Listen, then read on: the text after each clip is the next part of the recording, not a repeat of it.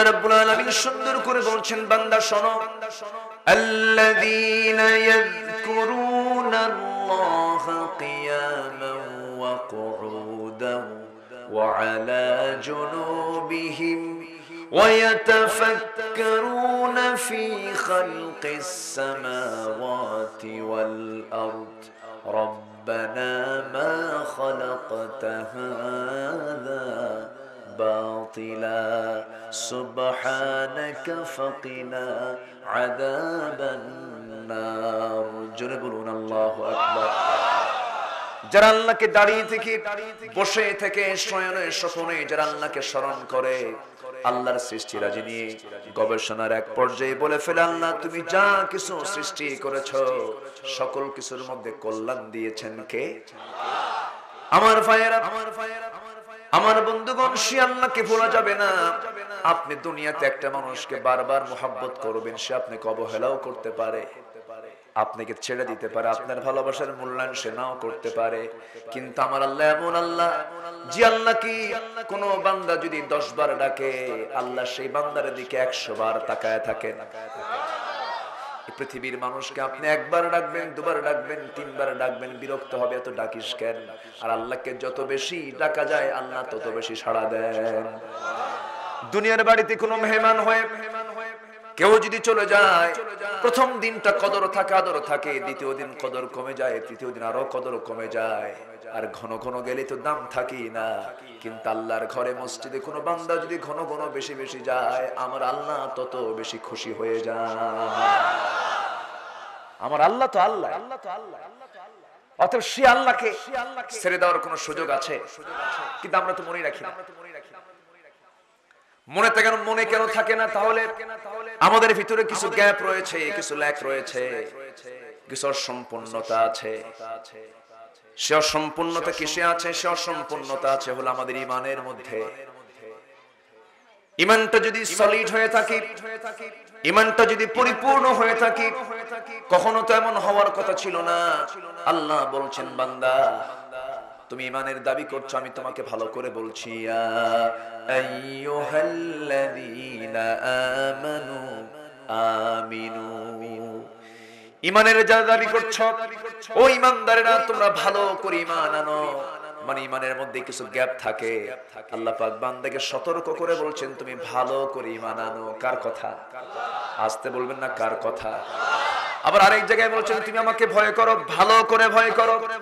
ইত্তাকুল্লাহা হাক্কা তুকাতিহি ওয়া লা তামুতুন্না ইল্লা ওয়া আনতুম মুসলিমুন।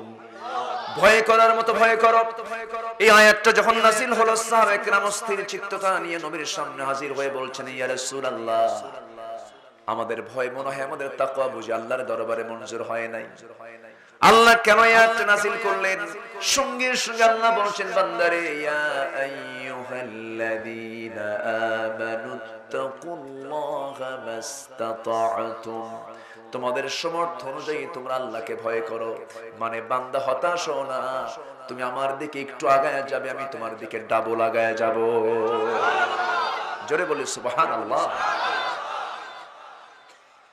কিন্তু সবাই তো শুনবে না, সবাই তো বুঝবে না, সবাই তো অনুধাবন করবে না, সবাই তো বলবে না। কারণ আল্লাহ রাব্বুল আলামিন নিজেই তো জানেন, নিজেই বলে দিচ্ছেন ওয়ালাকাদ যারানা লিজাহান্নামা কাসীরাম মিনাল জিন্নি ওয়াল ইনসি লাহুম কুলুবুন লা ইয়াফকাহুনা বিহা ولهم أعين لا يبصرون بها ولهم آذان لا يسمعون بها أولئك كالأنعام بل هم أضل أولئك هم الغافلون جربوا لي الله أكبر অধিকাংশই জাহান্নামে চলে যাবে যাদের চোখ আছে দেখবে না, কান আছে শুনবে না, অন্তর আছে বুঝবে না। চোখ ঠিকই আছে কিন্তু দেখবে সোজা না উল্টা, শুনবে সোজা না উল্টা। এরকম লোক আমাদের দেশেও আছে না নাই? আসতে বলবেন না আছে না নাই? আচ্ছা, আমার ভাইয়েরা, আমাদের চিন্তার পরিবর্তন আনতে হবে, আমাদের অধ্যবসায়ী হতে হবে, আমাদেরকে জানতে হবে মূর্খ যেমন মানুষের বন্ধু হতে পারে না, একটা মূর্খ কখনো আল্লাহর বন্ধু হতে পারে না। ঠিক কি না? মূর্খ যদি মানুষের বন্ধু না হয়, মূর্খ কি আল্লাহর বন্ধু হয়? মূর্খ তো মূর্খই, মূর্খ বিপদে ফেলে দিবে আপনাকে। এই পৃথিবীর প্রথম মানুষকে, তিনি কি মূর্খ না জ্ঞানী? শুধু কি জ্ঞানী না বিজ্ঞানী? وعلم آدم الأسماء كلها, আদম আলাইহিস সালাতু ওয়াস সালামকে গোটা পৃথিবীর সকল কিছুর জ্ঞান শিক্ষা দিয়েছিলেন। এর মানে বোঝা গেল পৃথিবীতে যত মানুষ এসেছে আদমের মতো জ্ঞানী মানুষ আর নাই। কি কথা বোঝা গেল? আমরা বুঝি যে আমরা মনে হয় এখন আধুনিক, আমরা খুব শিক্ষিত, আমরা খুব জ্ঞানী। না, পৃথিবীর প্রথম মানুষটাই সবচেয়ে বড় জ্ঞানী ছিল। এই পৃথিবীর কোন মানুষটা বলতে পারবে আমি সবকিছুর নাম জানি? পারবে? পারবে না। পৃথিবীর কোন মানুষ সেটা বলতে পারবে না আমি পৃথিবীর সকল কিছুর নাম আমি বলতে পারবো। কিন্তু আদম আলাইহিস সালাতু ওয়াস সালামকে সকল নামের শিক্ষা দিয়েছিলেন কে? আল্লাহ দিয়েছিলেন। এর মানে বোঝা গেল আমার বাপ যেমন জ্ঞানী ছিলেন, আমাকেও জ্ঞানী হতে হবে। কারণ জ্ঞান না থাকলে পরে আমার ঈমান তো শিরকের দিকে চলে যাবে, আমার ঈমান তো নিফাকের দিকে চলে যাবে, আমার ঈমান তো ক্যান্সার আক্রান্ত হয়ে যাবে, আমার ঈমান তো চলে যাবে। অনেকে বলেন হুজুর আপনারা জানেন, আমরা জানি না। কেন জানেন না? কি ঠিক কি না? জানবেন না কেন? আপনি নেতৃত্ব দিবেন, আপনি ক্ষমতার মসনদে থাকবেন, আপনি চেয়ার নিয়ে থাকবেন, ক্ষমতার দম্ভ করবেন। আপনি মুসলমান, আপনি কেন কোরআন জানবেন না, কোরআন বুঝবেন না? কোরআন তো আলেমদের পৈতৃক সম্পত্তি নয়, কোরআন তো সবার জন্য। কোরআন দিয়ে চলবে সমাজ, কোরআন দিয়ে চলবে পরিবার, কোরআন দিয়ে চলবে সংসদ, কোরআন দিয়ে চলবে দেশ। ঠিক কি না? যারা কোরআন বুঝবে না তাদের দেশ চালানোর যোগ্যতা থাকতে পারে না। কোরআনের বক্তব্য, দেখে আমার কথা কথা বললি তো আমরা দোষী হয়ে যাই। আলোচনা চালাবো। আমার দিকে তাকা, কেউ আমার দুশমন না, কেউ আমার শত্রু না। কিন্তু কোরআন নিয়ে, ইসলাম নিয়ে, দিন নিয়ে যদি কেউ কোনো কথা বলে সে আমার বাপ হলো, বন্ধু। ঠিক কিনা? এই জায়গায় কোনো মার্সি নাই, এই জায়গায় কোনো মার্সি নাই, কোনো ছাড় দেওয়া যাবে না। সম্মানিত ভাই,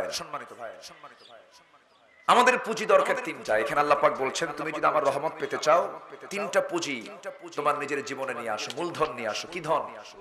মূলধন ছাড়া ব্যবসা হয়? তো জান্নাত পেতে গেলে মূলধন লাগবে না? লাগবে কিনা বলেন? রহমত পাওয়ার জন্য মূলধনের দরকার আছে না নাই?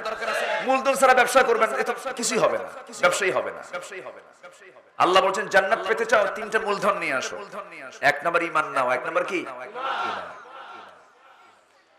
আল্লাহ রাব্বুল আলামিন বলেন ইন্নাল্লাযীনা আমানু ওয়াল্লাযীনা হাজারু ওয়া জাহাদু ফি সাবিলিল্লাহ উলাইকা ইয়ারজুনা রাহমাতাল্লাহ ওয়াল্লাহু গফুরুর রহিম। জোরে বলুন আল্লাহু আকবার। নিঃসন্দেহে আল্লাযীনা, যারা নিঃসন্দেহে যারা এক নাম্বার গুণ যারা ঈমান আনবে। ঈমান কেমন ঈমান? ওয়াল্লাযীনা আমানু ওয়া লাম ইয়ালবিসু ঈমানাহুম বিযুলমিন উলাইকা লাহুমুল আমনু ওয়া হুম মুহতাদুন। ঈমান যারা আনবে, ওয়া লাম ইয়ালবিসু, যারা পোশাক পরবে না, বিযুলমিন, জুলুমের পোশাক যারা পরবে না, জুলুম দিয়ে যাদের জীবনটাকে সাজাবে না। জুলুমের অর্থ অনেকগুলো আছে। জুলুম মানে জুলুম করা, আমরা বুঝি না। জুলুম মানে কি? জুলুম করা। আবার জুলুম মানে হলো শিরিক করা। জুলুম মানে কি? শিরিক করা। আল্লাহ শিরিককে পছন্দ করেন না, কিন্তু শিরিক করলো তাহলে কি করলো? জুলুম করলো। আল্লাহর উপরে কি করলো? জুলুম করলো। ওয়ালাম ইয়ালবিসু ঈমানাহুম বিযুলমিন, যাদের ঈমানের সঙ্গে জুলুমটার সংমিশ্রণ হবে না। আমার দেশে জালিম ঈমানদার আছে না নাই? জালিম আবার কি ঈমানদার হয় নাকি? কি কথা কি বুঝতেছেন? আমার দেশে বেনামাজি ঈমানদার হয়, আছে না? বেনামাজি ঈমানদার আছে না নাই? নামাজি ঈমানদার বেশি না বেনামাজি ঈমানদার বেশি? বেনামাজি আবার ঈমানদার, চিন্তা করে। হ্যাঁ, হ্যাঁ, নামাজ না পড়লে ঈমান ঠিক আছে। তাহলে এখানে বলতে হবে তো বেনামাজি ঈমানদার, ঠিক আছে না? ওদেরকে বলতে তোমরা বেনামাজি ঈমানদার। আশ্চর্য কথা, এই সমস্ত কথা বলা উচিত না। সম্মানিত ভাইয়েরা, সম্মানিত বন্ধুগণ, ঈমান সলিড হতে হবে। ঈমান কি হতে হবে? সলিড। ঈমানের মধ্যে কোনো ভেজাল থাকা যাবে না। ঈমানের কিছু ক্যান্সার আছে, ক্যান্সারের কিছু লক্ষণ আমি বলে দিই, কারো কোনো আপত্তি নাই তো? ঈমানের কিছু ক্যান্সার আছে, যেরকম আমাদের দেহের ক্যান্সার হয় না, অনেকের ক্যান্সার হয় না, colon cancer, blood cancer, brain cancer, prostate cancer, আরো কত ক্যান্সার আছে না? ঈমানের কিন্তু এরকম অনেক ক্লাস আছে, অনেক ক্যান্সার আছে। ওর ঈমান কখন ক্যান্সার আক্রান্ত হয়েছে নিজেই জানেন। জানবে কোন দিন? জানেন যেদিন উপর করে জাহান্নামে ফেলবে সেদিন। ঠিক কি না? ঈমানকে ক্যান্সার মুক্ত রাখতে হবে। আল্লাহ বলছেন তুমি কত গুনাহ করছো, গুনাহ কোনো সমস্যা না। বিকরাবিল আরদিল খাতায়া, জমিন ছেয়ে গেছে তোমার গুনাহ দিয়ে, নো প্রবলেম। আনানাস সামা, গোটা আকাশ ছেয়ে গেছে গুনাহ দিয়ে, কোনো প্রবলেম নাই। আল্লাহ তুশরিক বি শাইআন, তুমি আমার কাছে শিরক মুক্ত, জুলুম মুক্ত হয়ে আসো, আমি তোমাকে মাফ করে দেব। তুমি মিথ্যা সাক্ষী দিয়ে ঈমানের দাবি করবা, হ্যাঁ? তুমি মিথ্যা সাক্ষী দিয়ে ঈমানের দাবি করো, তোমার মিথ্যা সাক্ষীতে অনেক মুসলিম পস্তেছে, ঠিক কি না? তোমার হজ কবুল হবে না, তোমার যাকাত কবুল হবে না, তোমার মিথ্যা সাক্ষী তোমাকে জাহান্নামে নিয়ে যাবে। কষ্ট হচ্ছে? খুব সুন্দর বলি ইনশাআল্লাহ। আলফা ডাঙ্গা, কঠিন না? ডাঙ্গা মানে কি জানেন? খুব ভালো বলি আলহামদুলিল্লাহ। এই ডাঙ্গাই দিকে কেমন আসলে? ডাঙ্গা তো ওই দিকে চুয়াডাঙ্গা, আলম ডাঙ্গা, নদী ডাঙ্গা, সব ডাঙ্গা এইদিকে হঠাৎ করে এক ডাঙ্গা ঢুকলো কেন? সম্মানিত ভাইয়েরা, তাহলে আমাদের মূলধন কয়টা লাগবে? এক নাম্বার, আমার ঈমান আনবো কার উপরে? ঈমানটা ঠিক আছে কিনা এটা চেক করব কি দিয়া? বলেন চেক করব কি দিয়া? বলেন চেক করব কি দিয়া? কোরআন দিয়ে আমার চেক করতে হবে। কোরআন দিয়ে যদি চেকে যদি আমি আটকা পড়ে যাই তাহলে আমার গেছে। এই জন্য তাহলে এখন বলুন, তাহলে আমাদের এই চেকের বই যেটা দিয়ে আমার ঈমান চেক হবে, বোঝার দরকার সবার জীবনে আছে না নাই? আছে না? সবার আগে এটাকে বুঝতে হবে। আমরা বিজ্ঞান পড়ি, আমরা কবিতা পড়ি, আমরা সাহিত্য পড়ি, আমরা জিওলজি পড়ি, আমরা ল পড়ি, সোসিওলজি পড়ি, তারপরে অনার্সের সাবজেক্ট গুলো কত আছে, বিভিন্ন ফ্যাকাল্টিতে আমরা পড়াশোনাগুলো করি, আমরা ম্যাথ পড়ি, আমরা ফিজিক্স কেমিস্ট্রি পড়ি। এই যে সাবজেক্ট গুলো ফুল নির্যাস কোরআনে আছে না নাই? আকাশে দুটো জিনিস আমরা দেখি, একটা সূর্য আর একটা রাতের বেলা কি চাঁদ দেখি। সূর্যের আলো আছে না নাই? চাঁদের নিজস্ব কোন আলো আছে? কে বলছে এটা? এই কে বলছে এটা?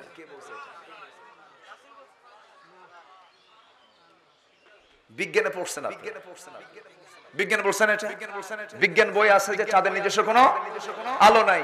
সেই জায়গায় কি লেখা আছে? কোরআনের অমুক আয়াতে বলা আছে, লেখছে? তাহলে সূত্র দেয় নাই। তাহলে কোরআন আজকের না আরো আগের? আর বিজ্ঞান আজকের। ধরেন 1-150 বছর তারা সূর্য চাঁদ নিয়ে, সূর্য চন্দ্র নিয়ে গবেষণা করলো। গবেষণা করে বলতেছে চাঁদের নিজস্ব কোনো আলো নেই। কে? নাসা বলেছে। কে বলেছে? অমুক গবেষণা বলেছে। অমুক সূত্র থেকে অমুক বিজ্ঞানী বলেছে চাঁদের নিজস্ব কোনো আলো নাই। তাহলে এটাই আমরা জানলাম।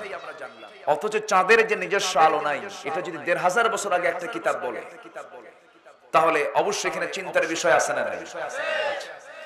আল্লাহ রাব্বুল আলামিন বলছেন, তাবারাকাল্লাযী জাআলা ফিস সামাই বুরুজান ওয়া জাআলা ফীহা সিরাজান ওয়া কমারান মুনীরা।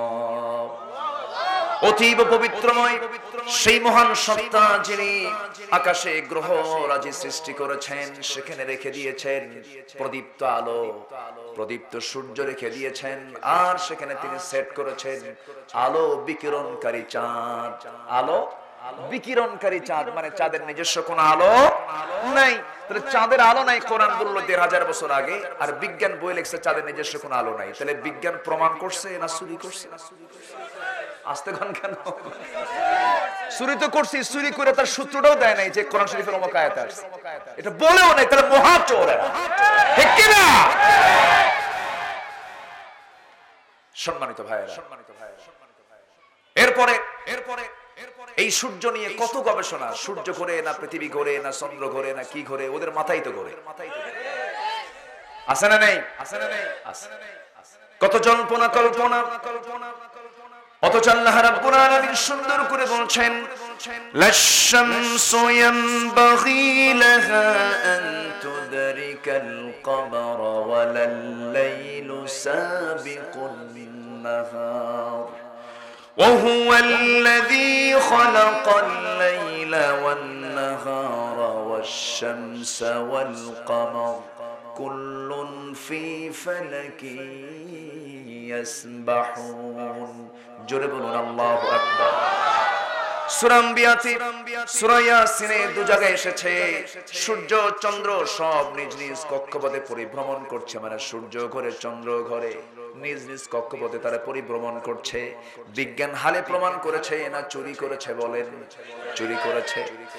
এইরকম করে করে আপনি কোথায় যাবেন?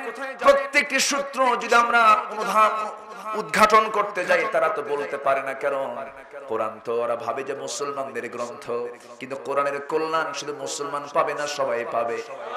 তারা কি পাচ্ছে না? বিজ্ঞান পাচ্ছে না? পাচ্ছে। আর আমরা কোরআন থেকে কি উপকার পাচ্ছি জানেন?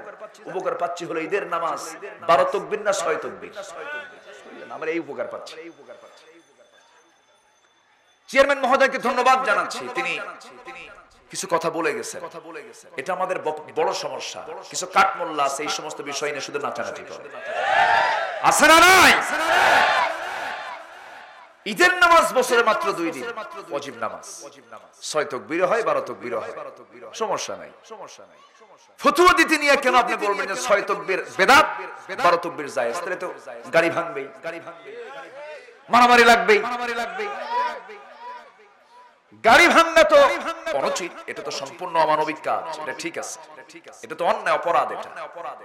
কিন্তু উগ্রতা, উস্কানি এবং বিভ্রান্তি সৃষ্টি করার মতো কোনো কথা তো মুখ থেকে বের করা যাবে না, ঠিক কি না?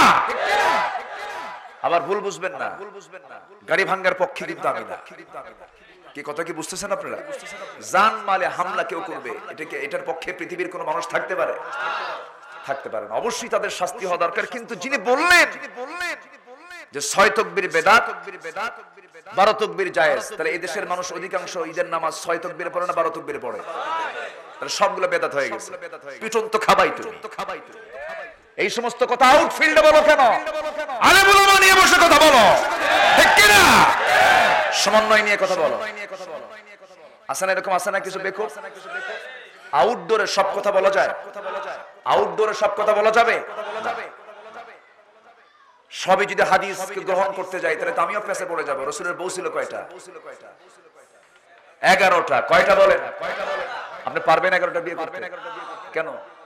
হাদিস তো, হাদিস ফলো করেন, করেন 11টা বিয়ে। হবে এটা, হবে না হারাম হবে? আল্লাহ পাক রাসূলের জন্য এটা করেছেন।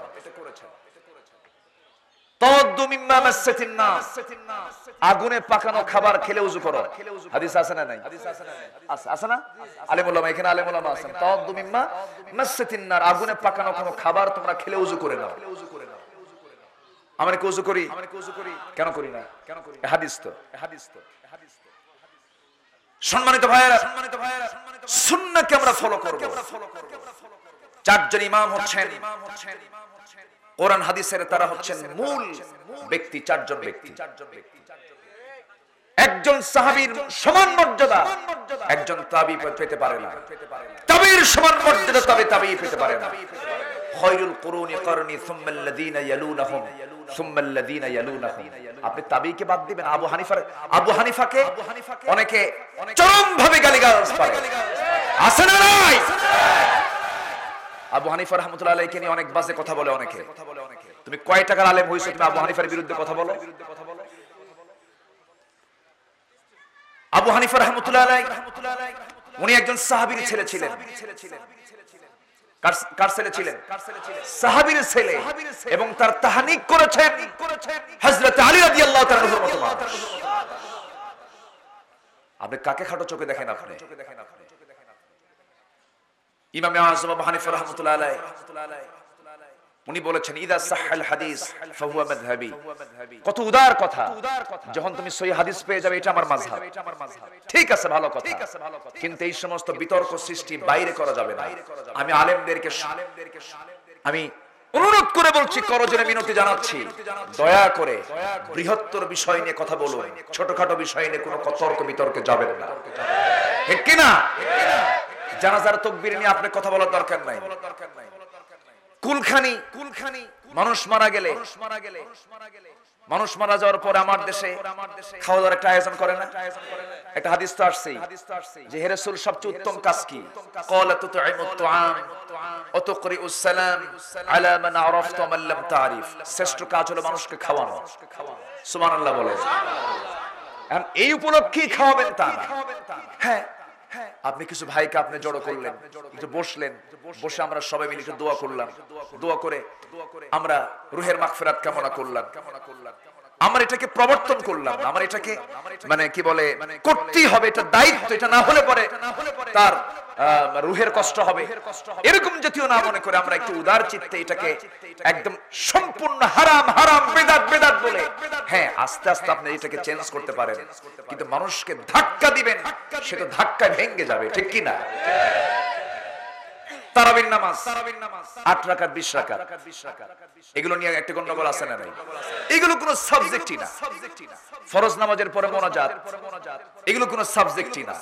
এই সমস্ত বিষয়ে না কথা বলে সুদের বিরুদ্ধে কথা বলো, শিরকের বিরুদ্ধে কথা বলো, কুফরের বিরুদ্ধে কথা বলো, দুনিয়ার আইনের বিরুদ্ধে কথা বলো, আল্লাহর আইন নিয়ে কথা বলো। মুসলমান রাজি আছেন কারা কারা? হাত উঁচু করে দেখা।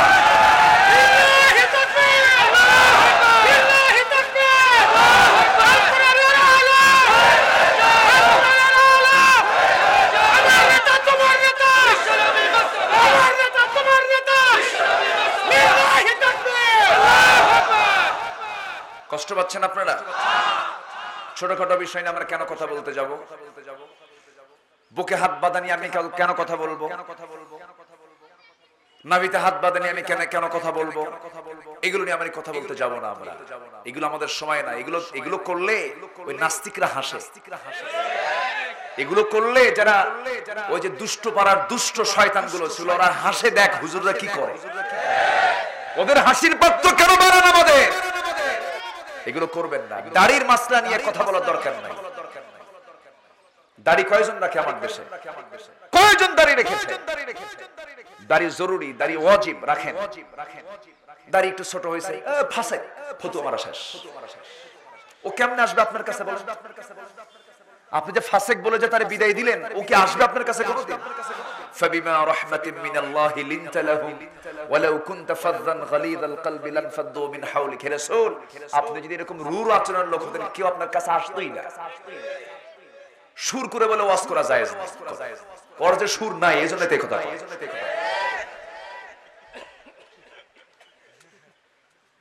সুর দিয়ে ওয়াজ করা যাবে না। রাসূল তো বাংলায় কোনদিন কথাই বলেন, তো বাংলায় কথা বলো না জায়েজ, ঠিক কি না? যা মনে আসে তাই বলে, বুঝলেন? মানুষ কি খারাপ কিছু চায় না, ভালো কিছু চায়? সুর শুনলে খারাপ লাগে না ভালো লাগে? কবিতা শুনলে খারাপ লাগে না ভালো লাগে? হাসান বিন সাবিত রাদিয়াল্লাহু তাআলা নবীর পিছনে বসে আছেন, রাসূল বললেন হাসান একটু কবিতা বলো তো। সুন্দর করে কবিতা টান দিচ্ছেন। রাসূল বলেন আরেকটা লাইন বলো তো, আরেকটা লাইন বলেন, আরেকটা লাইন বলো তো, আরেকটা লাইন বলেন। হাসান বিন সাবিত বলেন আমি তাকে 100টা কবিতার লাইন শোনায় দিলাম। সুর নাই? সুর নাই? আল্লাহর কালামে সুর আছে না নাই? আসতে বলবেন না, আছে না নাই? হ্যাঁ, বক্তব্য রাসূল যখন দিতেন, জুমার খুতবা যখন দিতেন, আল খুতবাতুন নারিয়াহ, আগুন ঝরানো বক্তব্য তিনি দিতেন, তার বক্তব্যের সময় তার চক্ষু লাল হয়ে যেত। ওই লাল কি সবসময়? হ্যাঁ, বটতলার বক্তব্য আর ওয়াজের বক্তব্য কি এক হয়? যেখানে গরম সেখানে গরম, যেখানে কাঁদানো সেখানে কাঁদাতে হবে। তো কান্নার ওয়াজ আল্লাহর আছে না নাই? আছে না নাই? আবার গরম ওয়াজও আছে না নাই? সবচেয়ে বড় ওয়াজ কে করেছেন? বড় ওয়াজ কার? আল্লাহ ওয়াজ করেছেন কেমন করে দেখেন, ইন্নাল্লাহা ইয়া'মুরু বিল আদলি ওয়াল ইহসানি ওয়া ইতা'i যিল কুরবা ওয়া ইয়ানহা আনিল ফাহশাই ওয়াল মুনকারি ওয়াল বাগি। এরপরে কি? ইয়া'iদুকুম লা'আল্লাকুম তাযাক্কারুন। তিনি তোমাদেরকে ওয়াজ করছেন। তিনি কে? আল্লাহ ওয়াজ করেছেন কত গরম, আবার আল্লাহ ওয়াজ করেছেন কত নরম। এক জায়গায় গরম ওয়াজ তিনি করছেন, ফামান ইয়া'মাল মিসকালা যাররাতিন খায়রান ইয়ারাহ ওয়া মান ইয়া'মাল মিসকালা যাররাতিন শাররান ইয়ারাহ। এই ওয়াজ শুনলে চোখে পানি আসে কিনা বলেন? আসে। যারা পরিমাণ তুমি অপরাধ করেছো একদম পাই টু পাই হিসাব করে নেব। কত গরম ওয়াজ তার। আবার আরেক জায়গায় বলছেন, কুল ইয়া ইবাদিয়াল্লাযীনা আসরাফু আলা আনফুসিহিম লা তাকনাতু মির রাহমাতিল্লাহ ইন্নাল্লাহা ইয়াগফিরুয যুনুবা জামিআ। হতাশ হও কেন, নিরাশ হও কেন? যত ভুল তুমি করেছো বান্দা, সব গুণ আমি তোমার মাফ করে দেব। তাহলে এখানে গরম, ওই জায়গায় কি? আমরা এখান থেকে শিক্ষা নেব। এই কথাগুলো আসতো না। চেয়ারম্যান মহোদয় বলে গেলেন, বললে একটু বলার কারণে একটু বলে ফেললাম। আমরা সংঘাত চাবো না, মহব্বত চাবো। আমরা ফিতনা চাবো না, ভ্রাতৃত্ব চাবো। আমরা গন্ডগোল চাবো না, সুন্দর ঐক্য নিয়ে থাকবো। ঐক্য দেখতে চান কে? কে দেখতে চান? আমার আল্লাহ দেখতে চাই, আমরাও দেখতে চাই। আল্লাহ যদি দেখতে চান, আমরা ঐক্য দেখতে চাই। রেসেপ তাইয়েব এরদোয়ান নাম শোনেন নাই? কোন দেশের? তুরস্কের। মুখে দাঁড়িয়ে আছে নাকি? আমার দেশের কিছু হুজুররা বলে ফাসেক, মানে কিছু আসেই ফতোয়া দেওয়ার জন্য, বুঝলেন? ফাসেক, মুখে দাঁড়িয়ে নাই। রেসেপ তাইয়েব এরদোয়ান যে ইতিহাস সৃষ্টি করেছে, আপনি কি জানেন তিনি কোন দেশের মানুষ? ফতোয়া তো দেন। ওই দেশে একসময় আযান নিষিদ্ধ ছিল, ওই দেশের নামাজ নিষিদ্ধ ছিল, যেটা ভৌগোলিক ভাবে পুরো ইউরোপের পেটের মধ্যে ঢুকানো একটা দেশ। সেই তুরস্কে এরদোয়ান ঘোষণা দিয়েছেন, যে ছেলে হাফেজ হবে তার সম্পূর্ণ পড়াশোনা ফ্রি। কি কথা কি বোঝা গেল? নিজে একজন হাফেজ, নিজে একজন হাফেজ। অবস্থান, সিচুয়েশন সব দেখে কথা বলা উচিত, এমনি কথা বলা উচিত না। জাকির নায়েককে নিয়ে কত কথা বলে। আমার দেশের কিছু কাঠমোল্লা আছে, আছে না নাই? কাজও তো আলেমই না। তুমি কি? তুমি কোন কসু? কোন তো কোন আলেমই না, কোন ইলম কালাম তেমন নাই। উনি ফতোয়ার দিকে কেন আসেন? তুমি কি ফতোয়া দাও? আশ্চর্য কথা। একজন দায়ী যতগুলো দিক থাকা দরকার, প্রত্যেকটা দিক আল্লাহ পাক জাকির নায়েকের মধ্যে দিয়েছেন। সব দিয়েছেন তার ভিতরে। কেমন করে দেখেন? তার দাওয়াতে বৌদ্ধ মুসলমান হয়, তার দাওয়াতে খ্রিস্টান মুসলমান হয়, তার দাওয়াতে ইহুদি মুসলমান হয়, তার দাওয়াতে হিন্দু মুসলমান হয়ে কালিমা হয়ে যায়। তার দাওয়াতের চেতনা, তার দাওয়াতের স্পিরিট কত, যে দেশের সরকার থেকে দেশ থেকে বের করে দিয়েছে। ইন্নাল্লাযীনা আমানু ওয়াল্লাযীনা হাজারু, সমস্ত সম্পত্তি বাজেয়াপ্ত করে দিয়েছে, বাড়ি থেকে বের করে দিয়েছে। দামোদর দাস নরেন্দ্র মোদী ডক্টর মাহাথিরকে বলে যে মাহাথির, জাকির নায়েককে আমাদের হাতে তুলে দাও, সে আমার দেশের মানুষ। মাহাথির বলে, নরেন্দ্র মোদী, তুমি 150 কোটি মানুষের লিডার হতে পারো, তোমার ক্ষমতা অনেক থাকতে পারে। জাকির নায়েক তোমার সম্পদ না, জাকির নায়েক মুসলমানদের সম্পদ। কথা বোঝা যায়? আর আমার দেশের কাঠমোল্লারা বলে এলেমি তো নাই। বাদশা ফয়সাল পুরস্কার দেয় সৌদি আরব। আব্দুর রহমান সুদাইসি তার পাশে বসে ঘন্টার পরে ঘন্টা ওয়াজ করে। আর আমার দেশের হুজুররা বলে এলেমি নাই। আফসোস লাগে আমার দেশে কিছু ফতুয়ার কিছু বাক্স নিয়ে বসে কিছু আছে না নাই? এটা হারাম, ওটা হারাম, ওটা হারাম, ওটা হারাম, তুই নিজেই হারাম, ঠিক কি না? এগুলো আছে না নাই? সম্মানিত ভাইয়েরা, কষ্ট পাচ্ছেন না তো? এগুলো করা যাবে না। টুপি দেখে সালাম দেয় জানে? এই যে আমার মাথায় টুপি আছে, এই টুপি যদি অন্য কোন টুপিওয়ালা দেখে কেটে তো ওই গ্রুপ, সালাম দিও না। সালাম দিতে নিল একটু, আসসালামু আলাইকুম, মানে কথা বোঝেন নাই যে এটা হলো না, আমার মতো না। এটা কোনো কথা নাকি বলেন? আমরা এত নিচু, আমরা এত সংকীর্ণ হলাম কেন? টুপি দাড়ি জরুরি আছে, অবশ্যই জরুরি। আমি এটাকে অবশ্যই কোনো ক্রমে আন্ডার এস্টিমেট করছি না। টুপিদারির গুরুত্ব আছে, টুপিদারির গুরুত্ব ঠিক আছে। টুপিদারির চেয়ে গুরুত্ব তোমার ঈমান ঠিক রাখা, ঠিক কি না? তোমার মধ্যে যদি হিংসা থাকে, কামা তাকুলুন নারাল হাতাব ইয়াকুলুল হাসানাত, তোমার সমস্ত হিংসার কারণে সমস্ত নেক আমলগুলো খেয়ে ফেলবে তোমার হিংসা। হিংসা থাকলে কোনো আমল থাকবে? থাকবে না। এগুলো করা যাবে না। আমরা ঠিক রাখবো আমাদের ঈমানটাকে। জোরে বলি ইনশাআল্লাহ, আর জোরে বলি ইনশাআল্লাহ। কষ্ট পাচ্ছেন না তো? আমার ভাইয়েরা, কওমি নিয়ে কোনো দ্বন্দ্ব করা যাবে না, আলিয়া নিয়ে কোনো দ্বন্দ্ব করা যাবে না, আহলে হাদিস নিয়ে কোনো দ্বন্দ্ব করা যাবে না, হানাফি নিয়ে কোনো দ্বন্দ্ব করা যাবে না। আসরের সালাত আদায় করব, আমি সিলেটে যাওয়ার পথে এক মসজিদ পেলাম, নামাজে দাঁড়ালাম। আমার সাথে 4 জন ছিলেন, আমরা 4 জন মিলে জামাতে নামাজ পড়ব। ওই মসজিদটা আহলে হাদিস মসজিদ। আর 2 জন এসে দেখি আমাদের সঙ্গে নামাজ না পড়ে একা একাই নামাজ পড়ে। কি কথা কি বুঝতেছেন না? এটা কেন হওয়ার কথা? এটা তো হওয়ার কথা ছিল না। এটা কেন হবে? তোমার মসজিদ আল্লাহর ঘর, আমার মসজিদ আল্লাহর ঘর। তুমি যে মহল্লার মসজিদে নামাজ পড়ো ওটা আল্লাহর ঘর, এটাও তোমার আল্লাহর ঘর। গন্ডগোল করা যাবে না। সব মিলে আল্লাহ দেখতে চান। তোমরা কি করবে? তোমাদের দায়িত্ব হলো তোমরা সবাই মিলে একতার প্ল্যাটফর্ম তৈরি করে তোমরা কি করবে? ওয়াতাসিমু বিহাবলিল্লাহি জামিআও ওয়া লা তাফাররাকু। এই আয়াতের পরের আয়াত হলো কি? ওয়াল তাকুম মিনকুম উম্মাতুন ইয়াদউনা ইলাল খায়রি ওয়া ইয়া'মুরুনা বিল মা'রুফ ওয়া ইয়ানহাউনা আনিল মুনকার। তোমরা কি করবে? সৎ কাজের আদেশ দেবে, অসৎ কাজের বাধা প্রদান করবে। এই কাজটা তোমরা করবে একা একা না, সংঘবদ্ধ হয়ে। সংঘবদ্ধ হয়ে। কার কি টুপি এগুলো দেখার সময় এখন আমাদের নাই। কে লাল টুপি পরলো, কে সাদা টুপি পরলো, কে আফগানি পরলো, কে পাকিস্তানি টুপি পরলো, কে মিশরি টুপি পরলো, কেউ পাঁচকল্লি পরলো, কে কোন টুপি পরলো, এগুলো আমাদের দেখার সময় নাই। কে কোথায় পড়াশোনা করেছে, দেওবন্দে পড়ুক অথবা আলিয়াই পড়ুক, যেখানেই পড়ুক না কেন, কোরআন কি 2টা না 1টা? আমার আল্লাহ একজন না 2 জন? আল্লাহর দ্বীন ইসলাম একটা না 2টা? একটা। এই চেতনা মাথায় নিয়ে আমাকে আপনাকে সামনের দিকে এগিয়ে যেতে হবে। নচেত আমরা স্পেন হারিয়ে ফেলেছি, রোম হারিয়ে ফেলেছি, ভারত হারিয়ে ফেলেছি, সামনে আরো হারাবো, ঠিক কি না?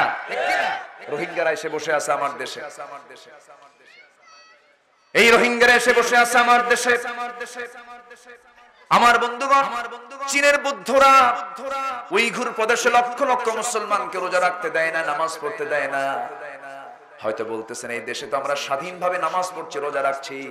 আল্লাহ না করুন এমন একটা পরিবেশ আসতেও পারে, নামাজ পর্যন্ত নিষিদ্ধ হতে পারে। তুরস্ক হয় নাই? তুরস্ক হয় নাই? হয়েছে।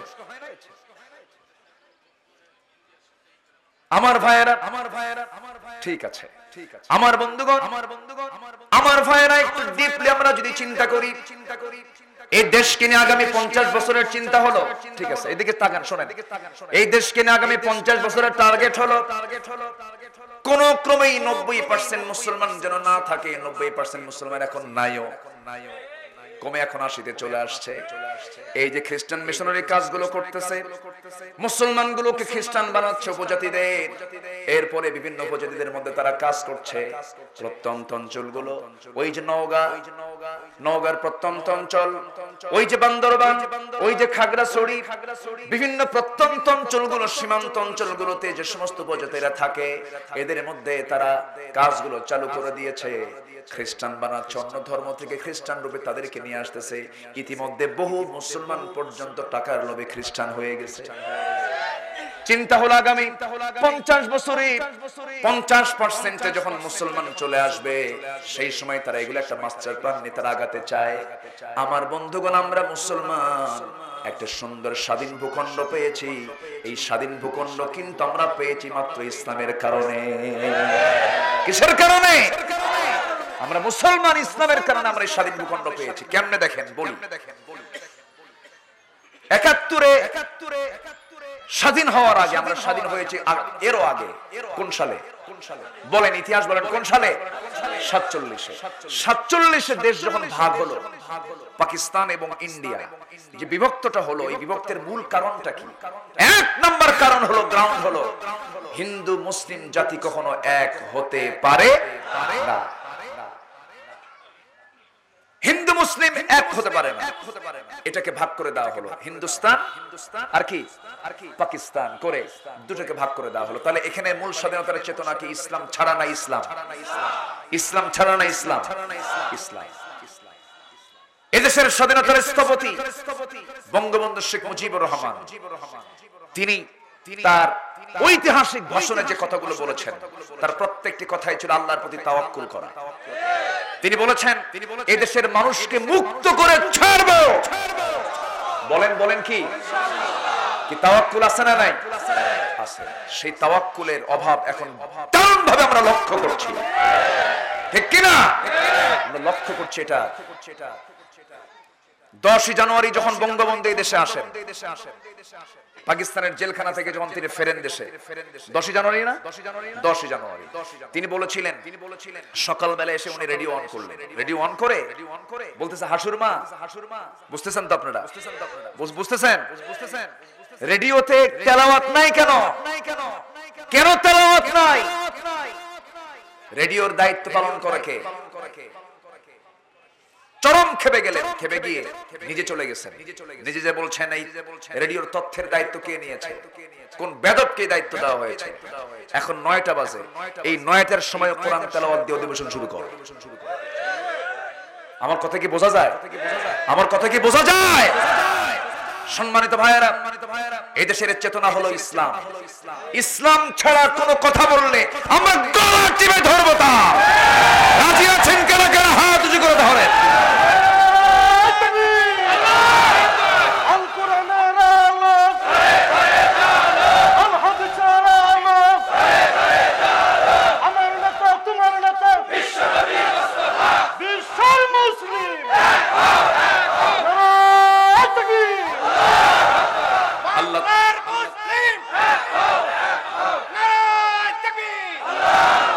আল্লাহ তুমি কবুল করো, জোরে বলি আমিন।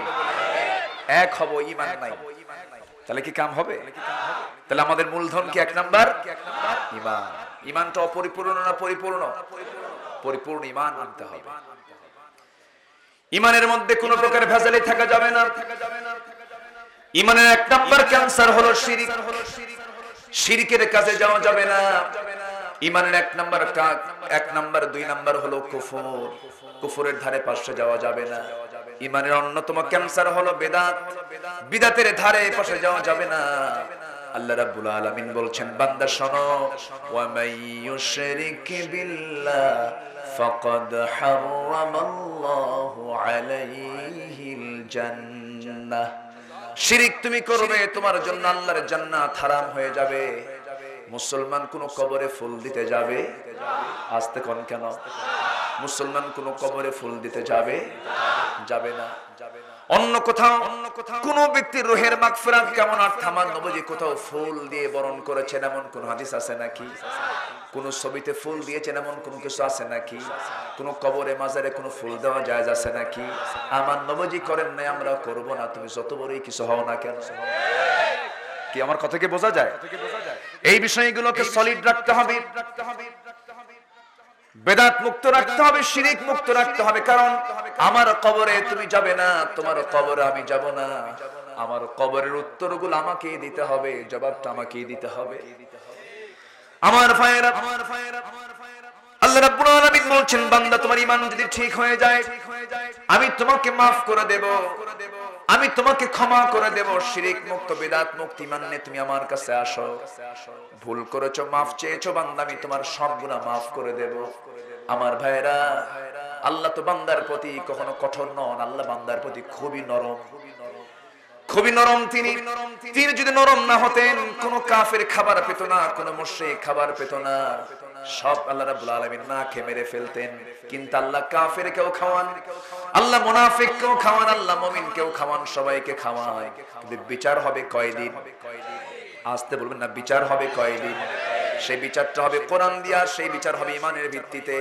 ঈমান কারা ছাড়া ঈমানটা কার নাই, এটা হচ্ছে মূল একটা বিষয়। মূল ধন হলো ঈমান। ঈমানটা যদি আপনি না এনে যতই ভালো কাজ করেন না কেন, কোন মূল্য আল্লাহর দরবারে হবে না। তার বড় প্রমাণ হলো আবু তালেব। আবু তালেব আমার নবীর জন্য যত কিছু করেছেন, অনেক সাহাবী এত চান্স পান নাই, এত সুযোগ পান নাই।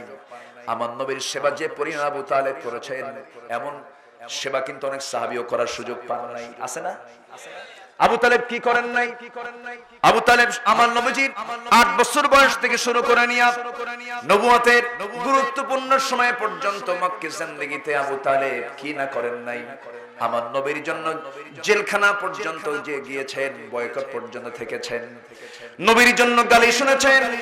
সে আবু তালিব এত কিছু খেদমত করার পরেও নবীজি যখন তাকে চূড়ান্ত মুহূর্তে এসে বললেন, চাচা আপনার শরীরটা খারাপ, আপনি আমার জন্য যা কিছু করেছেন, আপনি আমার জন্য সময় দিয়েছেন, আপনি আমার জন্য জেল খেটেছেন, আপনি আমার জন্য ওই কাফের বেঈমানদের বহু গালি শুনেছেন, তবু আপনি আমার পক্ষ ছাড়েন নাই। আপনি আমার পক্ষে সারা জীবন খেদমত করেছেন, আমার পক্ষে কথা বলেছেন। ও চাচা, আজকে আপনাকে একটা বারের জন্য বলবো, আপনি একটু কালিমা পড়ে মুসলমান হয়ে যান। আবু তালেব বলছে, মুহাম্মদ শোনো, তুমি নবী সত্য, তোমার আল্লাহ সত্য। তার বড় প্রমাণ হলো আমার 2টা কলেজের টুকরা আলী এবং জাফর, 2টা ছেলেকে আমি তোমার দলে দিয়ে দিছি, দুজনকে আমি দিয়ে দিয়েছি। রাসূল বলেন, ও চাচা, ওই সন্তান 2টা আপনি আমাকে দিয়েছেন, ভালো কথা, আল্লাহর দ্বীনের জন্য দিয়েছেন, ভালো কথা। ওই সন্তান 2টার কবরে যাবে, আমি রাসূল আমি আমার কবরে চলে যাব। আমি আপনার কিছুই করতে পারবো না, আপনার সন্তান আপনার কিছুই করতে পারবে না যদি ঈমান না থাকে। নূহ আলাইহিস সালাতু ওয়াস সালাম তার ছেলে কেনানের জন্য কিছুই করতে পারবেন না। ইব্রাহিম আলাইহিস সালাতু ওয়াস সালাম তার বাবা আজরের জন্য কিছুই করতে পারবেন না। নবীরা যদি তার নবীর আসন থেকে যদি বাবার জন্য, ছেলের জন্য কিছু না করতে পারেন, কি না থাকলে, ঈমান না থাকলে পরে আমার দেশের কিছু খাজা বাবার মুরিদ আছে, আছে না নাই? কিছু দয়াল বাবার মুরিদ আছে। আমি বলছি না আপনি মুরিদ হন, আপত্তি নাই, কিন্তু এই জাতীয় কথা কেন আপনি বলবেন? আল্লাহর ধন রাসূলকে দিয়া আছে নাকি? এগুলো আছে না? এই সমস্ত কথাগুলো আপনি বলতে যাবেন কেন? ঈমান হেরে যাবে, এই সমস্ত কথা নাই। কোরআন সুন্নাহ মেনে চললে পরে কোনো বাধা দেব না আমি। কিন্তু যেই দরবারে গেলে পরে নামাজ লাগে না, যেই দরবারে গেলে পরে রোজা লাগে না, যে দরবারে গেলে পরে ওযু গোসল লাগে না, যে দরবারে গেলে পরে পর্দা লাগে না, সেই দরবারটা হলো শয়তানের দরবার। কিসের দরবার? আমরা ডাকবো কাকে? লেখা থেকে ট্রাকের সামনে, ইয়া খাজা বাবা, আছে না নাই? ইয়া গাউস, ইয়া কুতুব, আছে না নাই? কোন মাজারের সামনে দিয়ে ট্রাক গেলে পরে হেল্পার ড্রাইভারকে বলে, বস থামেন, আছে না নাই? ট্রাকের চাকা কিন্তু বাস্ট হয়ে যাবে বাবার দরবার সামনে। 100 টাকা দিয়ে মাজারে 100 টাকা দিয়ে এরপরে চলে আসে। মরা মানুষের তো নাস্তা করা দরকার নাকি? হ্যাঁ, এগুলো আছে না নাই? এগুলো আছে না নাই? আমি কি আলোচনা চালাবো? 2-1 করে ওঠে কেন? ও চাপচুপ আছে কেউ? আমরা উঠবো না, জোরে বলি ইনশাআল্লাহ। উঠবেন, একটু দয়া করে একটু থাকুন। ইয়া খাজা বাবা, ইয়া গাউস, ইয়া কুতুব ডাকা যাবে না, বলতে হবে ইয়া, আরো জোরে ইয়া আল্লাহ। এটাকে ডাকতে হবে। আল্লাহ আল্লাহকে ডাকবো আমরা। আল্লাহর ডাকের সঙ্গে পৃথিবীর কোনো ডাক মিল করা যাবে না। পৃথিবীর কোনো মরা মানুষ আমার উপকার করতে পারে না। পৃথিবীর কোন পীর বুজুর্গ, তিনিও বান্দা, আমিও। তার কয়টা চোখ? আমার কয়টা চোখ? তার কয়টা কান? আমার কয়টা কান? তার কয়টা নাক? আমার কয়টা নাক? তার কয়টা জিহ্বা? আমার কয়টা জিহ্বা? তার বউ আছে না নাই? আমার বউ আছে না নাই? তার সন্তান আছে না নাই? আমার সন্তান আছে না নাই? তাহলে সেও মানুষ, আমিও মানুষ, তুমি তার কাছে চাও কেন? ঠিক কি না? বেকুব বেকুব, বোঝে না। পৃথিবীতে একটা ছাগলও তো ছাগলের কথা শোনে না। ছাগল ছাগলের কথা শোনে? ছাগল ছাগলকে মানে? আমরা কাকে মানবো? আল্লাহকে মানবো। সম্মানিত ভাইয়েরা, এটা হচ্ছে ঈমান। এটা কি ঈমান? আমার বন্ধুগণ, ঈমানকে ধ্বংস করার জন্য নানামুখী ষড়যন্ত্র চলছে। কাটা দিয়ে কাটা তলা, ঈমানকে ধ্বংস করার জন্য বিভিন্ন পথ পন্থা তৈরি করে রেখেছে বিভিন্ন ভাবে। কেমন করে মানুষের ঈমানকে ধ্বংস করা যায়, মজবুত ঈমানের পরিচয় আমরা যদি জানতে চাই, সবাই মিলে সূরা মুমিনুনটা পড়ার চেষ্টা করব। সূরা মুমিনুনের প্রথম 10টা আয়াত যদি কারো জানা থাকে, মোটামুটি সেই ঈমানদার থাকতে পারবে। জোরে বলি সুবহানাল্লাহ।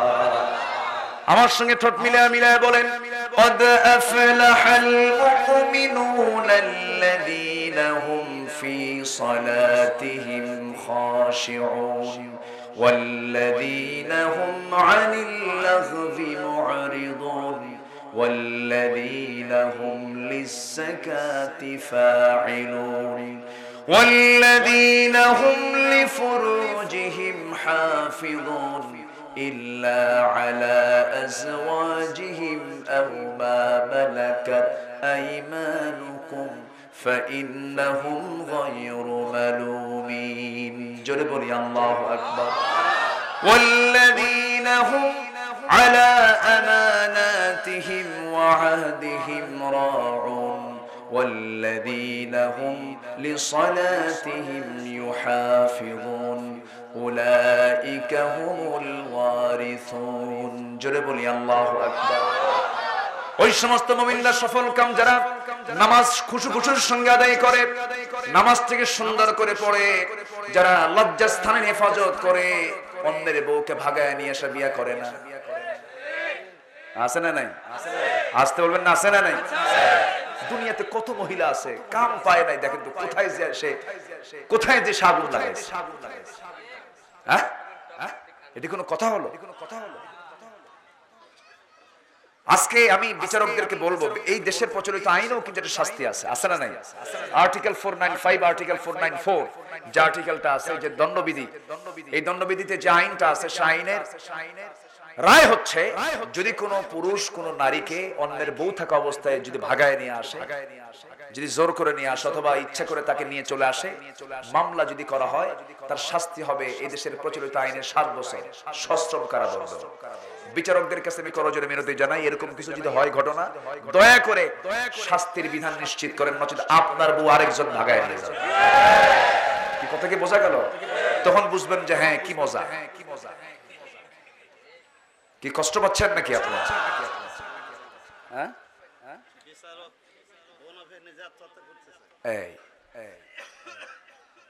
সম্মানিত ভাইয়েরা, ক্রিকেট অঙ্গনকে কলঙ্কিত করা হয়েছে। এটা আমার ক্রিকেট, আমার দেশের ছেলেরা গোটা পৃথিবীতে খেলে যায়, ভালো, আলহামদুলিল্লাহ, করুক, করতেছে। আমার ভাইয়েরা, আপনি সাউথ আফ্রিকার দিকে তাকান। সাউথ আফ্রিকা একটা উলঙ্গ দেশ, হাসি মামলা, একটা খেলোয়াড়, এই যুবকরা হাসি মামলা, একটা সাউথ আফ্রিকার মতো একটা উলঙ্গ দেশে একজন খেলোয়াড়, তার বইয়ের হাত মোজা, পা মোজা, পৃথিবীর একটা পুরুষ ওই মহিলার দিকে দেখতে পায় না। সাউথ আফ্রিকার গোটা দেশের, গোটা পৃথিবীর দ্বিতীয় বৃহত্তম মুসলিম জনপদ বাংলাদেশ। কি দেখেন, কি নুসরাত নাসির করছে। নাসির মানে কি জানেন? সাহায্য করা। কি সাহায্য করে আসছে দেখেন। আবার মেয়েটাও কম না, মেয়েটা আবার বলে কি জানেন? দেখেন কি করব, ওর 32টা গার্লফ্রেন্ড, 32টা গার্লফ্রেন্ডকে সে পাত্তা না দিয়ে সে আমাকে দিয়েছে গোলাপ। সে 32 জনকে যদি ছাড়তে পারে আমার জন্য, আমি কি আমার একটা স্বামীকে ছাড়তে পারি না? চিন্তা করছেন আপনি? চরিত্র আজকে কোথায় চলে গেছে? সোজা করা দরকার বেয়াদবদের। ঈমান থাকলে কি এগুলো হতো? আল্লাহ বলছেন সফল হতে চাও, নামাজ সুন্দর করো, লজ্জাস্থানে হেফাজত করো, আমানত ঠিক রাখো, ওয়াদা ঠিক রাখো, যাকাত ঠিক মতো দাও, নামাজ থেকে যত্নের সঙ্গে আদায় করো, আমি তোমাকে জান্নাতুল ফিরদাউসের উত্তরাধিকারী বানায় দেব। কার কথা? আল্লাহর কথা। আমরা মানবো, জোরে বলি ইনশাআল্লাহ। শাসক তো আমরা বলবেন কাকে বলেন, আমরা কাকে বলবো? আমবাগানে এক ছেলে এসেছে আম চুরি করতে, আমবাগানের মালিক দেখে তাকে ধরে ফেলছে, এই ছেলে তোমার সাহস তো কম না, আমার বাগানে ঢুকে তুমি আম চুরি করো, তোমাকে সাহস দিল কে? তোমার বাপকে থামো, তোমার বাবার কাছে বিচার দেবে। ছেলে মুসকে মুসকে আসে, আপনি আমার আব্বার কাছে বিচার দেবেন? হ্যাঁ, তোমার আব্বা তোমাকে কি দেখে, তুমি কেমন সন্তান, তোমার বাবা ই করতে পারে না, তোমার বাপকে আমি বিচার দেবো। থামো, তোমার আব্বাকে, আব্বাকে দেখবেন? হ্যাঁ, আমার আব্বা আমার মাথার উপরে আম গাছের ডালে সালা নিয়ে বসে আছে। কি কথা কি বোঝা গেল? কাকে বলবেন আপনি? শোনার তো কেউ নাই।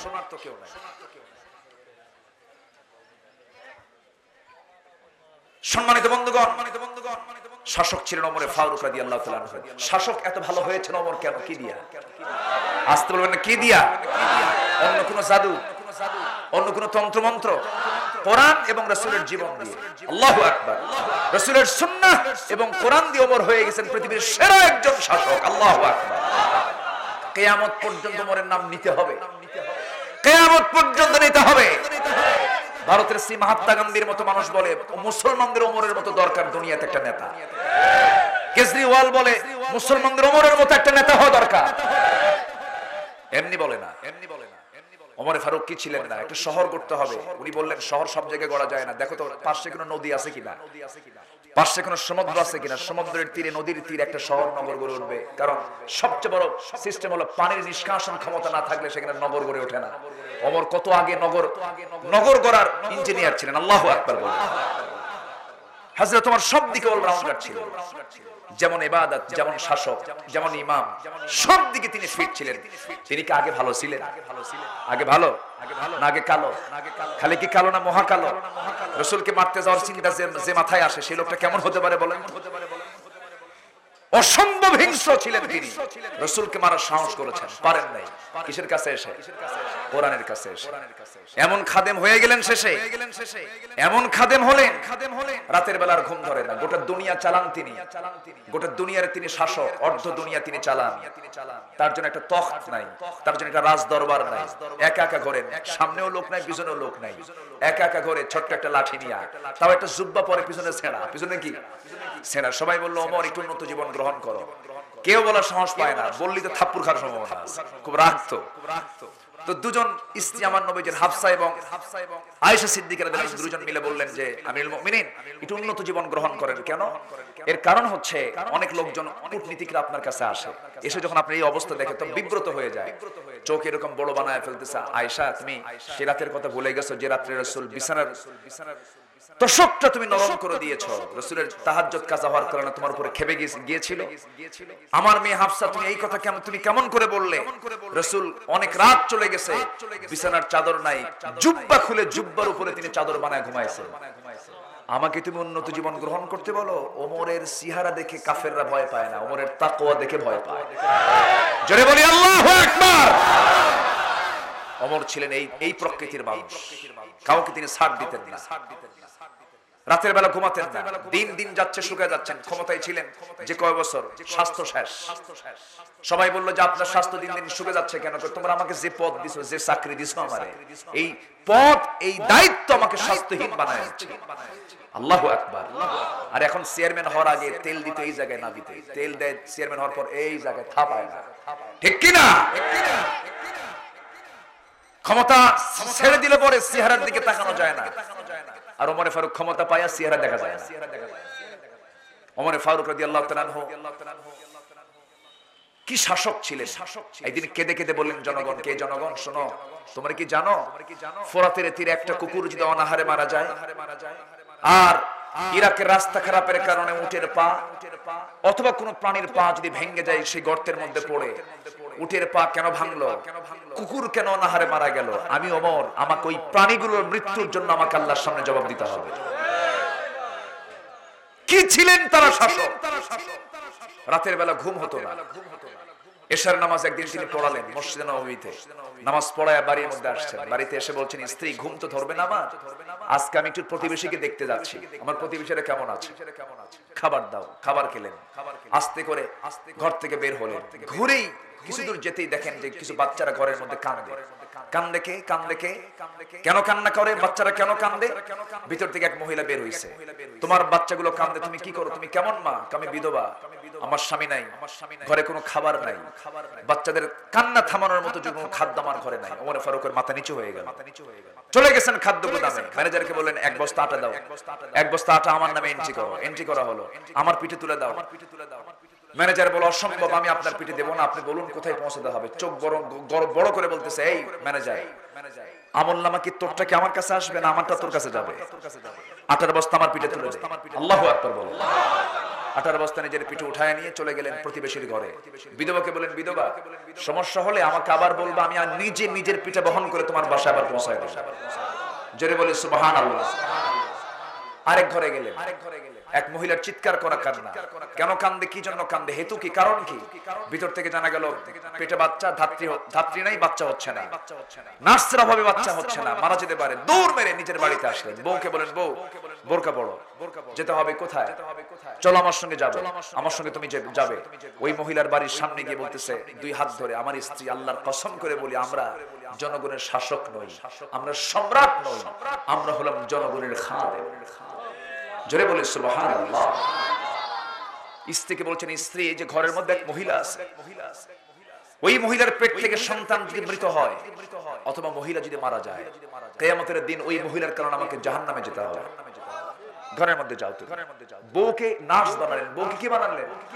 নার্স বানালেন। ঘরের মধ্যে ঢুকায় দিলেন। হযরত ওমর ফারুক দোয়া করলেন, আল্লাহ, এই মহিলার যেন কোনো বিপদ না হয়, আল্লাহ তুমি মহিলাকে সুস্থ করে দাও। দোয়া করে সেই জায়গা থেকে আবার তিনি রওনা করলেন। চলতে চলতে মদিনার নিঝুম পল্লীতে ছোট্ট একটা লাঠি নিয়ে ঘুরতেন তিনি। আগেও লোক নাই, পরেও লোক নাই, কারণ তিনি ভয় করতেন কাকে?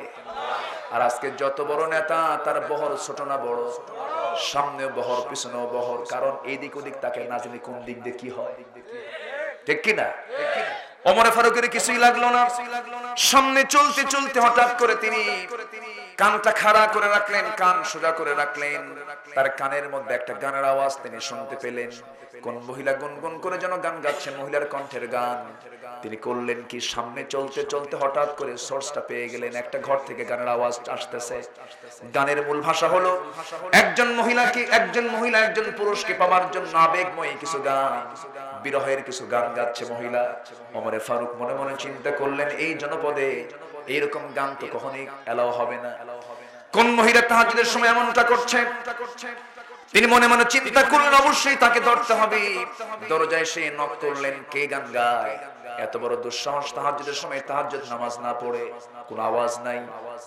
ওমর ফারুক রাদিয়াল্লাহু তাআলা আনহু দরজায় নক করলেন, দরজাও খোলে না।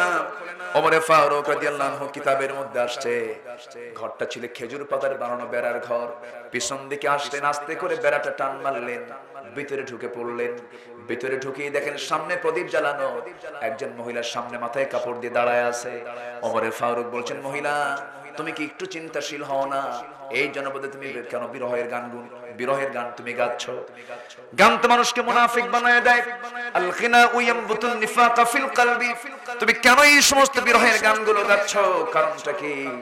এবার মহিলা ওমর ফারুককে চিনতে না পেরে বলতেছে, যুবক, আমি তোমাকে চিনি না, তবে আমি গান গেয়েছি, মারাত্মক ভুল করেছি, একটা ভুল আমার হয়ে গেছে, আমাকে মাফ করে দিও। তবে আমি করলাম একটা ভুল, কিন্তু তুমি করেছো একাধিক ভুল, 4-5টা ভুল তুমি করে ফেলেছো। কি কি ভুল বলো? নাম্বার 1 হলো, তুমি জামার ঘরের মধ্যে ঢুকেছো, আমি তোমাকে পারমিশন দেই নাই। তুমি জামার ঘরের মধ্যে ঢুকেছো, সালামও তুমি দাও নাই। লা তাদখুলু বুয়ুতান গায়রা বুয়ুতিকুম হাত্তা তাস্তানিসু ওয়া তুসাল্লিমু আলা আহলিহা। সালাম দিলেন না, অনুমতিও নিলেন না। আপনি আমার ঘরে ঢুকবেন, দরজা দিয়ে ঢুকেন নাই, আপনি আমার বেড়া ভেঙেছেন, আমার ঘর নষ্ট হয়ে গেছে, বান্দার হক নষ্ট হয়ে গেছে।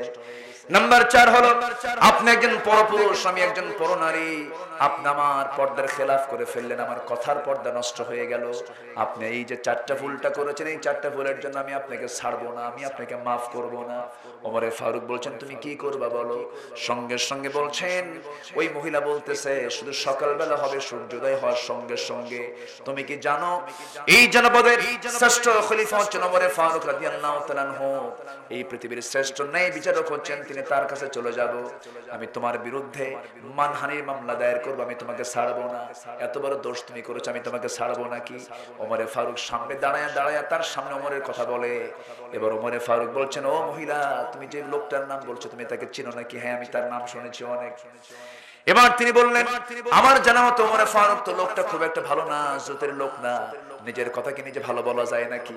ভালো বলা যায় না। এই কথা শোনার সঙ্গে সঙ্গে মহিলা চরম খেপে গিয়ে বলছে, দোষ তো একটা, দোষ তো 4টা না, দোষ আরেকটা যোগ হলো। তুমি কার বিরুদ্ধে কথা বলো? আমার জানা মতে ওমরে ফারুকের মতো ভালো মানুষ এই দুনিয়াতে দ্বিতীয়টা আর এই দুনিয়াতে নাই। জোরে বলি আল্লাহু আকবার। ওমরে ফারুকের চোখে পানি চলে এলো, মাথা নিচু করে আল্লাহকে লক্ষ্য করে বলছেন, আল্লাহ, এই মহিলা আমাকে ভালো বলে, আল্লাহ তুমি আমাকে ভালো বলে দাও। আল্লাহ তুমি এই মহিলার দোয়াটা তুমি আল্লাহ কবুল করে নাও। তারা সার্টিফিকেট নিয়েছেন প্রকাশ্যে না গোপনে গোপনে, আর এখন সার্টিফিকেট নাই, প্রকাশ্যে গোপনে না জোর কইরা। বলেন কি কইরা? জোর কইরা। প্রশংসা করতেই চায় না, জোর করে মুখ থেকে বের করা, ঠিক কি না? নাম নিতেই হবে, প্রশংসা করতেই হবে, নচেত। কি কথা কি বোঝা যায়? ওমরে ফারুক রাদিয়াল্লাহু তাআলা আনহু আড়ালে সমস্ত কিছু তিনি জানতে পারলেন। এবার মহিলাকে বলছেন, মহিলা শোনো, তুমি আমাকে ছাড়বা না নাকি? না, ছাড়বো না, অবশ্যই তোমাকে মুখোমুখি করবো, আমি বিচারের মুখোমুখি করব। ওমরে ফারুকের তো কোনো দোষ নেই, কারণ তিনি হলেন গোটা দেশের প্রধান। কোন আসামিকে খোঁজার জন্য তার পারমিশন লাগবে না, কোন ঘরে ঢোকার জন্য কিছু অনুমতিও দরকার নাই, কারণ তিনি প্রশাসকের বড় প্রশাসক, তিনি অ্যাডমিনিস্ট্রেশনের, তিনি হেড অফ দি ডিপার্টমেন্ট, তিনি ঢুকতেই পারেন, কিন্তু মহিলা তো তাকে চেনে নাই। এবার ওমরে ফারুক বলছেন, শোনো, তুমি কি সত্যি মামলা দিবে নাকি? হ্যাঁ দেব। একটা কথা তোমাকে বলি। কি কথা বলেন? তুমি যে গুনগুন করে গান গাচ্ছ, তুমি কার জন্য গান গাও একটু বলো তো আমাকে। এবার মহিলা বলে, শোনেন, 4 মাস আগে আমার স্বামীর সঙ্গে বিয়ে হয়েছে, আমার স্বামী আমাকে রেখে চলে গেছেন মাত্র 3 দিন পর, বিয়ে হয়েছে মাত্র 3 দিন 3 রাত আমার কাছে ছিলেন।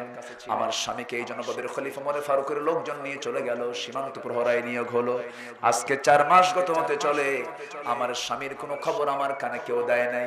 আমার স্বামী বেঁচে আছেন না মারা গেছেন কেউ আমাকে বলেও না। রাতের বেলা ঘুম থেকে জাগা পেয়ে ওযু বানায় নামাজে দাঁড়াবো, এমন সময় স্বামীর প্রেম ভিতরে জেগে উঠছে। সেই বৈধ স্বামীকে পাওয়ার জন্য, বৈধ পুরুষকে পাওয়ার জন্য আমি রাতের বেলা বিরহের গান গুনগুন করে গাচ্ছিলাম। ওমরে ফারুক মনে মনে চিন্তা করে, হারে দোষ তো আরেকটা যোগ হলো। কি কথা কি বোঝা যায়? দোষ তো আরেকটা যোগ হয়ে গেল আমার। এখন কি করা যায়? মহিলাকে লক্ষ্য করে ওমরে ফারুক বলছেন, শোনো, তুমি কি আমাকে মাফ করবা না? না, মাফ করবো না। ওমরে ফারুক বলছেন, শোনো, যে স্বামীর জন্য তুমি বিরহের গান গুনগুন করে গাইলা, যে স্বামীকে পাওয়ার জন্য তোমার আকুল আবেদন, সেই স্বামীকে আগামী কালকে যদি সকাল বেলায় সূর্যোদয়ের সঙ্গে সঙ্গে যদি হাজির করে দেই, তুমি কি মামলা দিবা না কি? মহিলা মুস্কি হাসে। মহিলা বলে, কালকে সকাল কেন, সারাদিন সন্ধ্যা পর্যন্ত টাইম দিলাম, জানাই মানে আইন ঘুরে গেছে, মামলা কি হয়েছে? ঘুরে গেছে। আমার ভাইয়েরা, গোটা দুনিয়া যিনি চালান তিনি তো বোঝেন এই মহিলার রোগটা কোথায়, সমস্যা কোথায়, সমাধান হলেই তো সব ক্লিয়ার হয়ে যাবে। ওমরে ফারুক নিজের বাড়িতে চলে আসলেন, বউয়ের সামনে দাঁড়িয়ে বলছেন, আমার স্ত্রী, একজন স্ত্রী তার স্বামীকে ছাড়া কতদিন পর্যন্ত ধৈর্য ধারণ করতে পারে? সর্বোচ্চ 3 মাস পর্যন্ত তার স্ত্রী তাকে বললেন, ওই আয়াতের নিরিখে, আল মুতাল্লাকাতু তারাব্বাসনা বিআনফুসিহিন্না সালাসাতা কুরু, 3 মাস পর্যন্ত ধৈর্যের একটা বাঁধ থেকে যায়। এদিকে হয়ে গেছে 4 মাস। করলেন কি, চিফ ইন কমান্ডারকে ডাক দিলেন। চিফ ইন কমান্ডারকে ডাক দিয়ে বললেন, শোনো, আজকের থেকে সকল সৈনিকের 3 মাস পর পর সাধারণ ছুটি ঘোষণা, তারা যেন পরিবারের হকটা আদায় করে। আর অমুক বেড়া কমক নামে একজন ব্যক্তি আছে, তার ছুটি মঞ্জুর করে দাও, সে তার বইয়ের হকটা আদায় করুক। জোরে বলি আল্লাহু আকবার। এই যে সুন্দর একটা চরিত্র আমরা ফুটে তোলার চেষ্টা করেছি, শোনার চেষ্টা করেছি, এটার মূল কারণ হলো ওমরের ভিতরে এক নাম্বার গুণ কি ছিল বলেন? ঈমান ছিল। কি ছিল বলেন? ঈমান ছিল। ইন্নাল্লাযীনা আমানু, ঈমান যারা ঠিক মতো আনবি, ওয়াল্লাযীনা হাজারু, যারা হিজরত করবে, ত্যাগ স্বীকার করবে, স্যাক্রিফাইস যারা করবে, দ্বীনের জন্য মুহাজির হয়েছেন সাহাবীরা, তাদের জীবনে কত কষ্ট তারা করেছেন। হিজরতের দাম কে দিবেন? আসতে বলবেন না, কে দিবেন? আল্লাহ দিয়ে দিবেন। এই একটা কাজ, ঈমান একটা কাজ।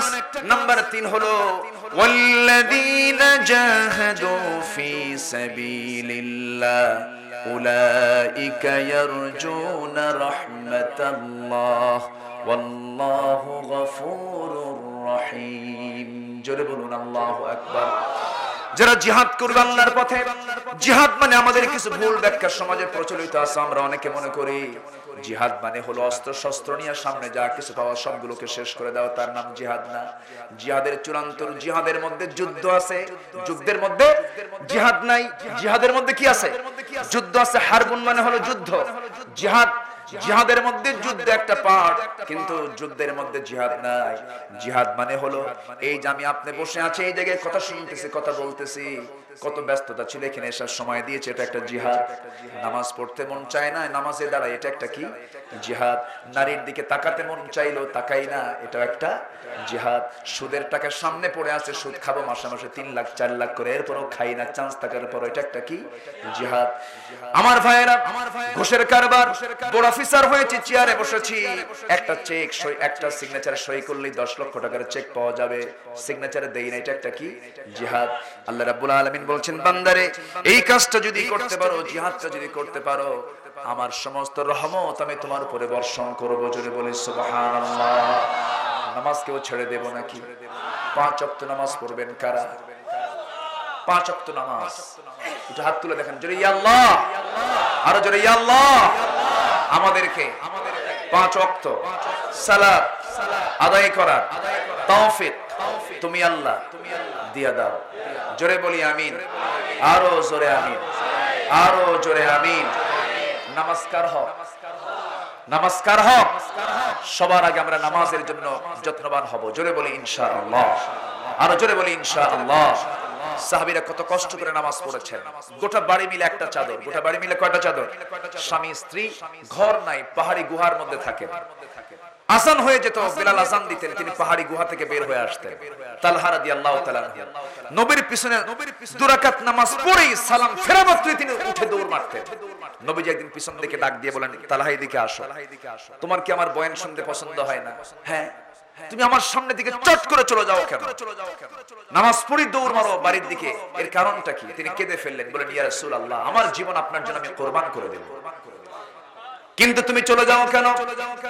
ওই সাহাবী বলছেন, ইয়া রাসূলুল্লাহ, আমার গায়ের যে চাদরটা আপনি দেখতেছেন, এই লম্বা কাপড়, এই চাদর ছাড়া আমার বাড়িতে দ্বিতীয় কোনো সতর ঢাকার মতো কোনো কাপড় আমার বাড়িতে নাই। বাড়িতে আমার স্ত্রী আছে, আমি এখন এই পোশাক পরে আমি মসজিদে চলে এসেছি নামাজ জামাত আদায় করার জন্য। আমার স্ত্রীর গায়ে এমন পরিমাণ কাপড় আছে যা দিয়ে তার সতর ঢাকবে না, নামাজও হবে না। আমি যখন নামাজটা শেষ করে বাড়িতে চলে যাব, আমার এই ফুলফুলি গায়ের চাদরটা আমার স্ত্রীর গায়ে দিয়ে দেব, সেই চাদর দিয়ে সেই নামাজটা পড়বে। আর আমি দেরি যদি করি, নামাজ সময় থাকবে না, সূর্যোদয় হয়ে যাবে। আমার ভাইয়েরা, এত কষ্ট করে সাহাবা কেরাম নামাজের দিকে যত্নবান ছিলেন। যেখানেই থাকি না কেন নামাজ আমরা কেউ ছেড়ে দেব না। নামাজ আগে না কাজ আগে? নামাজ আগে না কাজ আগে? আল্লাহ পাক আগে নামাজের কথা বলেছেন, ফাসাউ ইলা যিকরিল্লাহ নুদিয়া লিসসালাহ। নামাজের জন্য যখন আহ্বান করা হয়, ব্যবসা বাণিজ্য বন্ধ করে দাও, ওয়াজারুল বাইআ। আবার আরেক জায়গায় বলছেন, আহাল্লাল্লাহুল বাইআ, আল্লাহ ব্যবসাকে হালাল করেছেন। আবার ব্যবসাকে ক্ষণিকের জন্য বলেছেন, ব্যবসা থামায় দাও, নামাজে দাঁড়াও। কার কথা? নামাজ আমরা কেউ ছাড়বো? আল্লাহ তুমি সবাইকে নামাজি বানাও। জোরে বলি আমিন। মা বোনদেরকে পর্দায় থাকার তৌফিক দাও। চাচাতো বোন, চাচাতো ভাই, মামাতো ভাই, খালাতো ভাই, দুলা ভাই দেখা করা জায়েজ নাই। দুলা ভাইয়ের সঙ্গে হুন্ডায় চড়া শালি আছে না নাই? ফরিদপুরে আছে, আছে ফরিদপুরে আছে। দুলা ভাইয়ের সঙ্গে হুন্ডায় চড়া যাবে? আসতে কোন কেন যাবে? দুলা ভাইয়ের পিছনে শালি চড়ে, বাপ কি করে? বাপ কি করে? বাপ বলে সর। খবরদার এই সমস্ত নিকটতম আত্মীয় স্বজনদের সঙ্গে পর্দা করার দরকার আছে না নাই?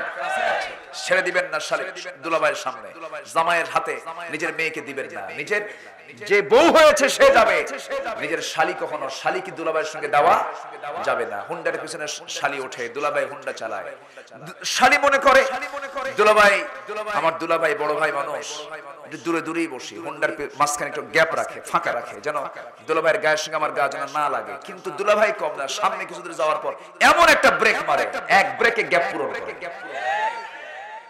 আছে না নাই? এই সমস্ত নোংরামি গুলো আমরা পরিবারের যারা গার্জিয়ান আমরা লক্ষ্য করবো। আল্লাহ তুমি সবাইকে বোঝার তৌফিক দাও। বেড়া খেত খায়, বেড়া এলাকায় আছে নাকি কথা? বেড়াই কিন্তু খেত খায়, অর্থাৎ নিকটতম লোকের দ্বারাই বেশি আক্রান্ত হয় নিকটতম মানুষগুলো। চাচাতো ভাইয়ের বাড়ি কি বেশি দূরে? চাচাতো ভাই তো কাছে। খালাতো ভাই শুধু খালার বাড়িতে যায়, খালি খালাকে সালাম দিবে, খালাম্মা আসসালামু আলাইকুম, খালাম্মা আসসালামু আলাইকুম। মানে খালাতো বোন একটা আছে। কি কথা কি বোঝা গেল? এগুলো গার্জিয়ানদেরকে বুঝতে হবে। আল্লাহ তুমি সবাইকে বোঝার তৌফিক দাও। জেনা মুক্ত সমাজ করব আমরা, জোরে বলি ইনশাআল্লাহ। সমাজে জেনা থাকবে না বিয়ে থাকবে? বলেন সমাজে জেনা থাকবে না বিয়ে থাকবে? যেখানে বিয়ে থাকবে সেখানে জেনা থাকতে পারে না। আল্লাহ পাক জেনাকে বন্ধ করার জন্য আল্লাহ বলছেন তুই দুইটা কর, তিনটা কর, চারটা কর, তবুও তুই অকাম করিস না। ঠিক কি না? হয়তো আমার ওয়াজ শুনে এখন মায়েরা মনে মনে চিন্তা করে হুজুর শেষে এসে এরকম পেঁচ লাগাই দিয়ে গেলেন। আপনার স্বামী যে বিয়ে ছাড়া আরেকটা পেঁচ লাগায়, ঠিক কি না? আপনার স্বামী যে বিয়ে ছাড়া আরেকটা পেঁচ লাগায়, আপনার স্বামীর ঈমানই শেষ হয়ে গেল। অতএব ওই পেঁচ লাগানোর চাইতে আল্লাহর হুকুম মানাই ভালো, ঠিক কি না? আমার দাদাদের সময় বিয়েটা একাধিক ছিল না? এই আজ থেকে 20-30 বছর আগে মোটামুটি অনেক ফ্যামিলিতেই একাধিক বিয়ের একটা রসম ছিল। এখন কিন্তু আর বিয়ে করে না। বউ একটা সাইনবোর্ড ঠিয়া বলে তুই থাক, আমার 1000টা আছে। এরকম আছে না নাই? এই জন্য সমাজে রোগ কম না বেশি? রোগ বেশি। যেখানে পাপ বেশি সেখানে কি বেশি হবে? রোগ বেশি হবে। আল্লাহ তুমি বোঝার তৌফিক দাও।